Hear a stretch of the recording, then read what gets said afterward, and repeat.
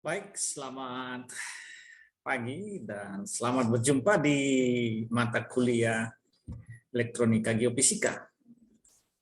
Kali ini saya akan mengajar tentang topik arus searah.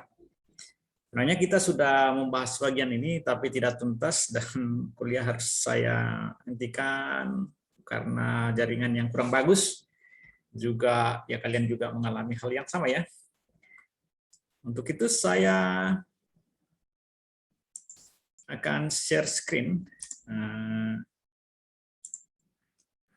Ya.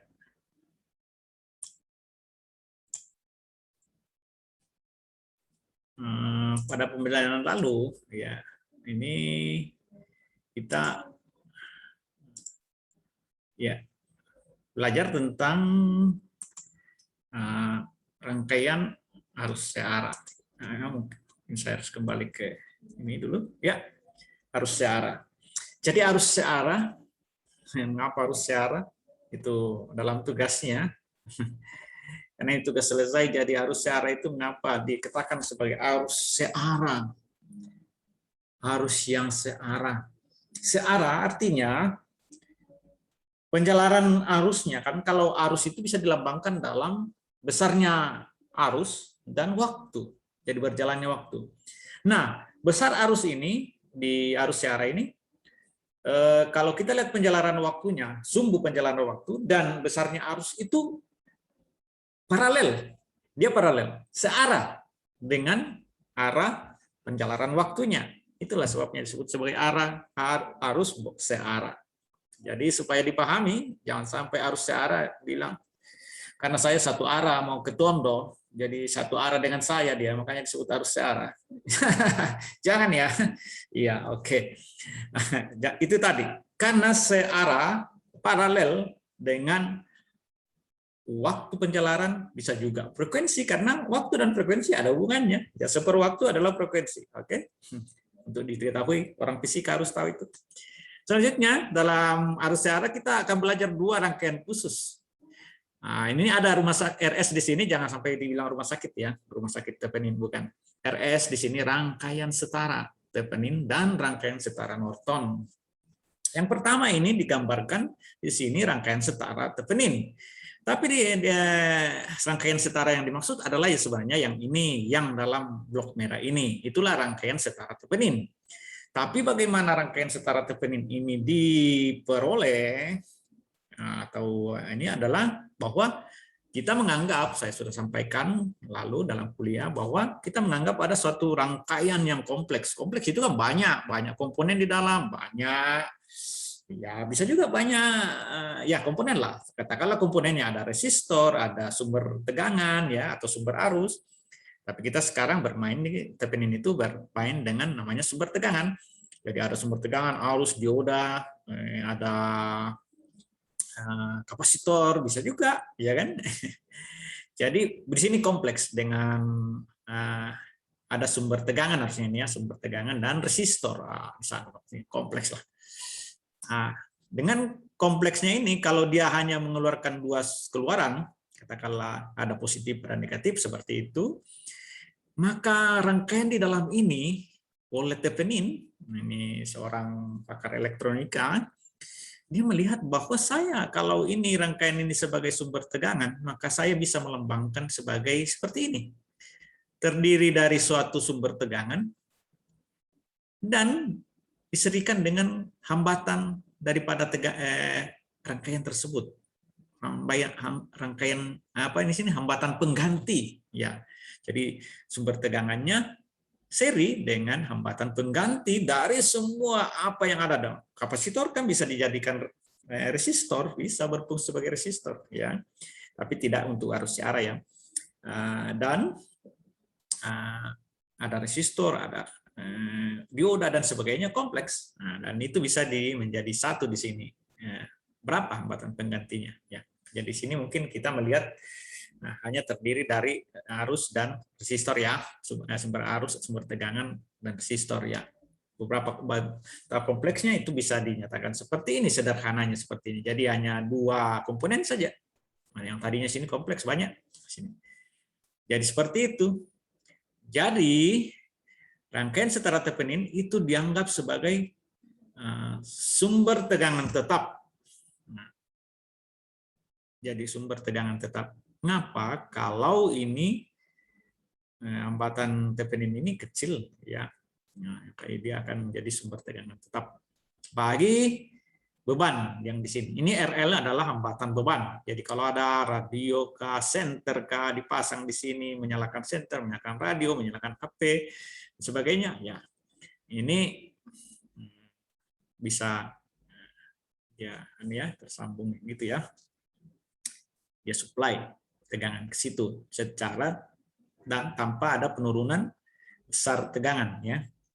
Kalau sumber tegangan tetap, kalau masih ada penurunan tegangan antara A dan B ketika dipasang beban di sini, oh itu namanya bukan sumber tegangan tetap karena dia terbebani. Nah, terbebani. Jadi sumber tegangan tetap itu menghasilkan tegangan yang tetap tanpa perubahan ketika dihubungkan dengan beban. Nah, itu dia. Ya. Sampai nanti ada pertanyaan ujian saya begitu ya, apa itu sumber tegangan tetap, apa itu rangkaian tepenin, ya kan? Itu dia.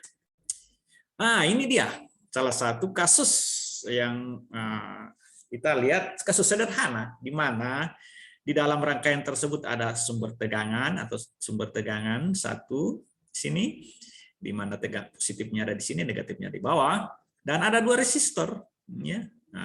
Nah, bagaimana dua resistor ini menjadi satu resistor? Itu kan sebenarnya maksud daripada rangkaian setara tevenin. Yang kompleks, yang lebih banyak resistornya menjadi satu keluarannya. Nah, ternyata setelah dilakukan ini, saya sudah pernah jelaskan di sebelumnya, tapi di sini bisa juga saya jelaskan, berarti saya harus buka saya lagi ya. Apa istilahnya ini? Saya stop share dulu. Saya buka sedikit dulu papan ya, whiteboard saya. Sambil kita menunggu whiteboard terbuka, saya lanjutkan perkuliahan ya. Bentar. Saya share screen. Ya. Sini whiteboard lagi sementara inisialisasi, saya masuk dulu di kuliah kita tadi. Ya, jadi bagaimana kita harus mengetahui berapa tegangan tepenin? Ini bukan tegangan tepenin ini. Jadi bagaimana tegangan ini dengan adanya resistor-resistor ini untuk kita ketahui, maka lalu kita sudah turunkan ini, mendapatkan tegangan tepenin itu berapa, yaitu tegangan antara titik A dan titik B. Biasanya seperti gambar tadi di sini, tegangan tepenin di sini itu tidak lain adalah tegangan antara titik A dan titik B. Ya kan? Jelas itu secara rangkaian. Tegangan ini sama dengan tegangan yang diukur antara titik A ini dengan titik B, atau tegangan yang dialami oleh beban. Nah, begitu ya. Supaya diketahui. Dan di sini itu kita akan ketahui seperti ini. Tidak lain adalah R2 ya, PAB ini ya, POB ini harusnya PAB ya. PAB ini 0 ini harusnya B. Ya, PAB itu tidak lain adalah tegangan hambatan di sini dibagi dengan total kedua hambatan ini. Ya, nanti ini kan bagaimana mendapatkan ini kan kita sudah turunkan juga, lalu cuma nanti saya perlihatkan di whiteboard-nya kembali, dikali dengan besarnya tegangan yang ini sumber tegangan yang ada ya, itu dia. Kemudian, nah bagaimana menentukan hambatan tepeninnya yang mau di ini berapa ini? Bagaimana menentukannya? Nah, kalau rangkaian seperti ini, maka kita ini kita hilangkan, kita hubung singkat ini supaya kelihatan nanti berapa hambatan tepeninnya. Tidak lain adalah hambatan ketika kita hubung singkat. Dihubung singkat itu artinya dianggap ini tidak ada dan kita sambung antara titik C dan D gitu. Itu namanya hubung singkat. Hubung singkat kan korslet. Disambung langsung gitu ya. Iya. Nah, dengan demikian hambatan antara titik A dan titik B itulah nanti sebagai besarnya hambatan daripada tepenin. Nah, ternyata kalau kita lihat antara titik A dan titik B, R1 dan R2 ini adalah ya gambarannya sebagai dua hambatan yang dihubung secara paralel. Maka hambatan tepenin tidak lain adalah paralel dari R1 dan R2, paralel nilai paralelnya gitu. Sehingga nantinya ini kita akan nanti ini kalau kita membahas rangkaian setara Norton baru muncul ini sebenarnya. Tapi arus yang mengalir keluar ini tidak lain adalah ya tentu tegangan tevenin dibagi dengan hambatan tevenin. Ya tegangan per arus hambatan itu tidak lain adalah arus ya kan. Gitu. Jadi arus yang kalau ini saya sambung ini A dan B, maka arus yang mengalir di sini tidak lain adalah tegangannya dibagi dengan hambatannya. Saya kira itu prinsip di fisika, di elektronika. Kita lanjut. Mau ke pilih dulu ini whiteboardnya. Nah, apakah whiteboard sudah ada? Mana dia? Whiteboardnya. Whiteboard. Nah ini dia. Ini penjelasan saya lalu ini di kuliah kita. Jadi sebenarnya pengulangan. Saya bikin video supaya bisa diulang-ulang pembelajaran ini ya. Bagus. Besar sekali. Mana barang itu? Oh, ini dia.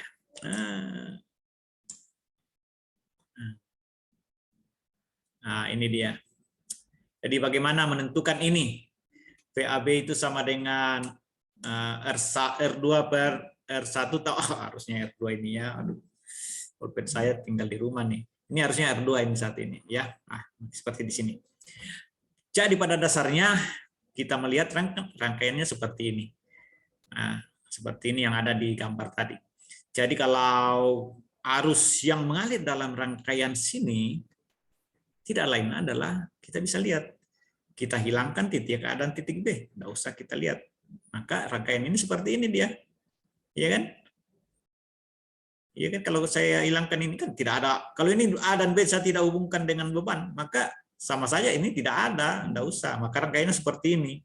Maka kelihatan bahwa arus yang mengalir dalam sistem kompleks tersebut adalah ternyata seperti ini. Tidak lain adalah arus I ini ada, tidak lain adalah tegangan dibagi dengan, ini kan R2 dan R1 dilihat di rangkaian sini seri ya. Jadi tidak lain adalah tegangan dibagi dengan total ya rangkaian penggantinya kan sebenarnya R1 sampai R2. Jadi di sini bisa jadi total dari situ. Maka inilah arus yang mengalir dalam rangkaian ini atau yang gambar tadi. Sehingga ini kita harus tahu. Nah, sekarang untuk menghitung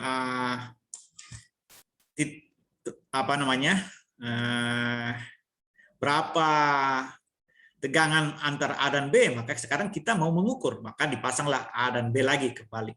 Jadi titik A dan titik B ini sama dengan apa? Ternyata tegangan titik A dan B tidak lain adalah tegangan di R2. Ya, yang kalau kita ukur tegangan di dua titik ini tidak lain mengukur tegangan R2 juga. Jadi VAB itu tidak lain adalah V di R2, tidak lain adalah I dikali R2. Arus yang mengalir di sini dikali R2 kan? Jelas. Ya. Tidak lain maka VAB tidak lain adalah I2 I ini tidak lain adalah ini ya, arus ini ya. Dikali dengan R2, maka kita akan mendapatkan bahwa VAB itu tidak lain adalah R2 ya, karena ini kita masukkan ke sini dan kita keluarkan epsilonnya ini keluar, maka tidak lain adalah VAB adalah tidak lain adalah R2 bagi R1 ditambah R2 dikali epsilon. Epsilon itu tegangan yang ada di dalam tadi kan, ini. Oke. Seperti itu, maka itulah yang disebut sebagai tegangan Thevenin yang disimbolkan tadi epsilon Thevenin. Oke. Selanjutnya saya akan memperlihatkan itu tadi ada hambatan Thevenin itu mengapa dikatakan sebagai paralel. Ini dia. Kan rangkaiannya seperti ini disambung singkat itu titik C dan D tadi, maka seperti ini. Maka kalau dilihat dari titik A dan titik B, maka bisa rangkaian ini. Kalau kita balik ini titik A dan titik B, maka seperti ini dia rangkaiannya. titik A di sini, maka ada R2, kemudian ujungnya E ke B. Kemudian R1 juga dari titik A, itu ujungnya E ke B juga. Maka dua resistor ini di sini dilihat sebagai suatu paralel kalau dari titik A dan B. Tapi dalam rangkaian tanpa titik A dan titik B, dia seri.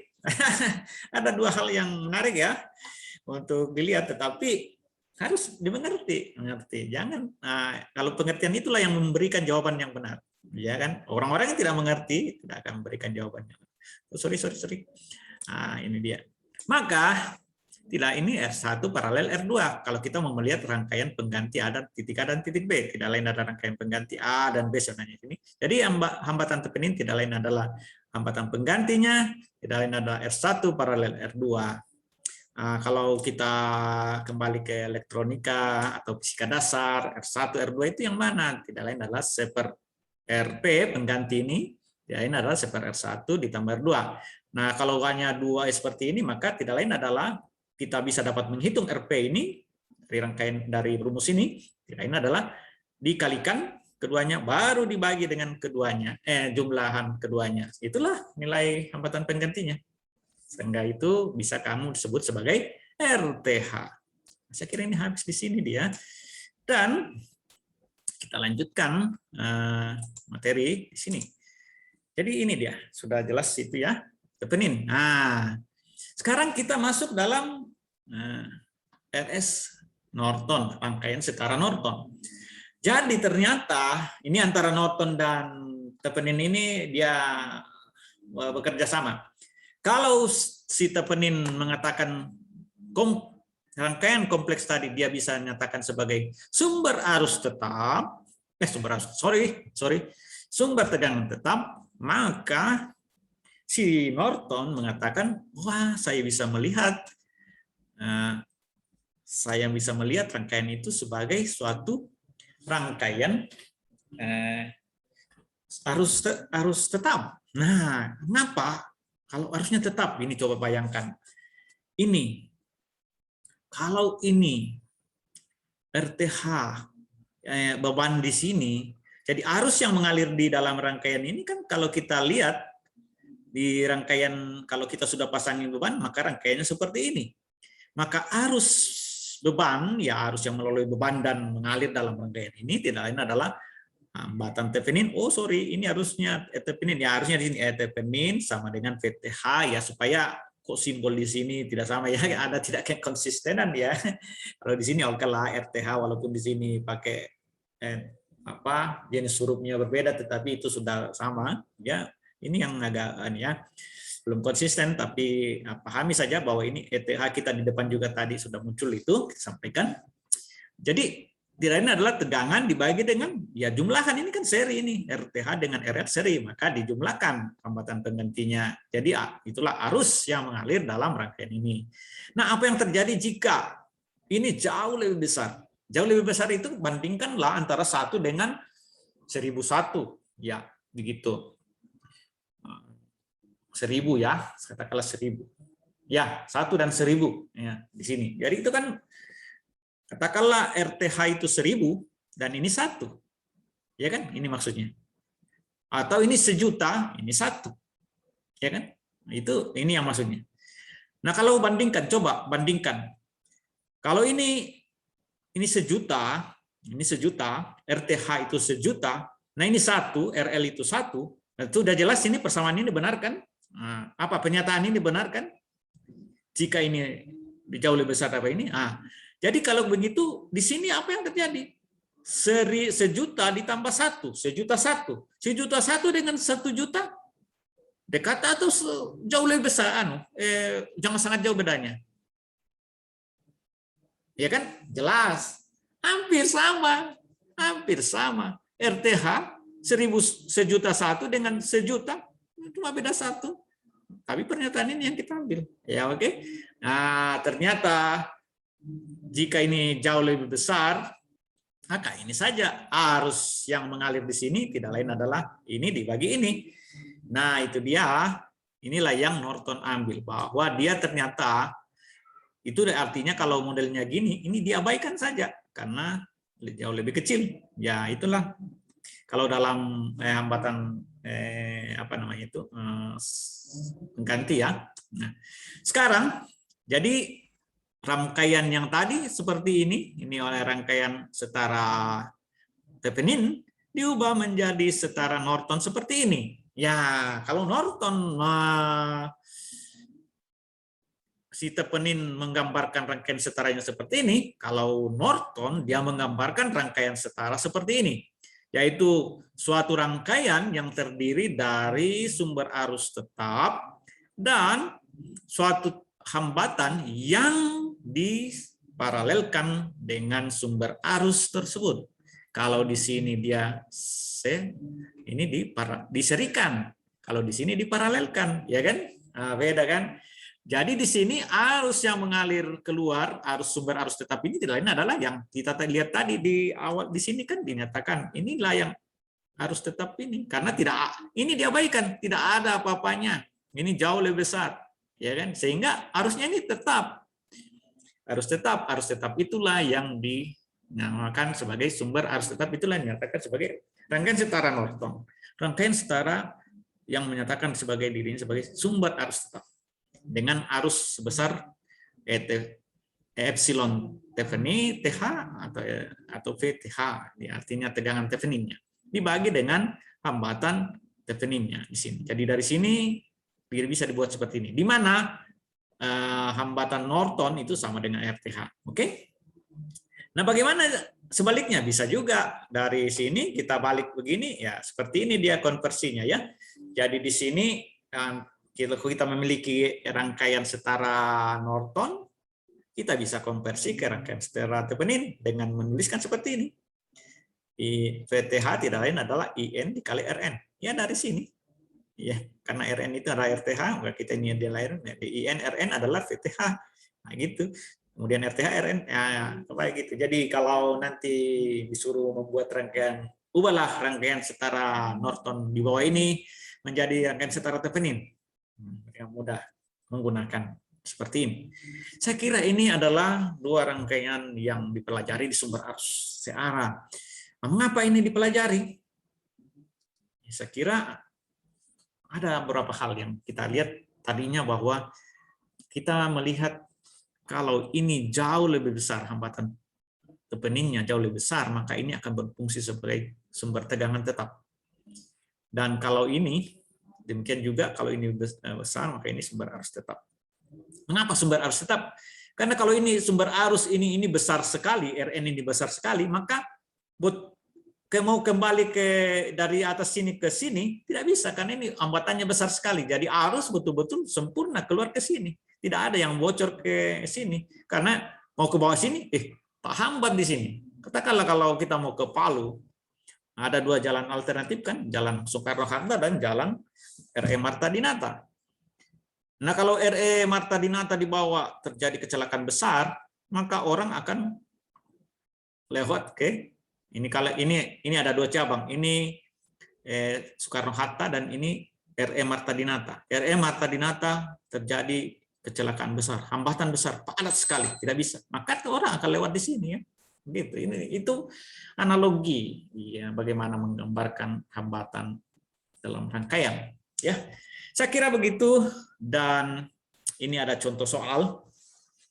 Kita akan lihat gimana di sini.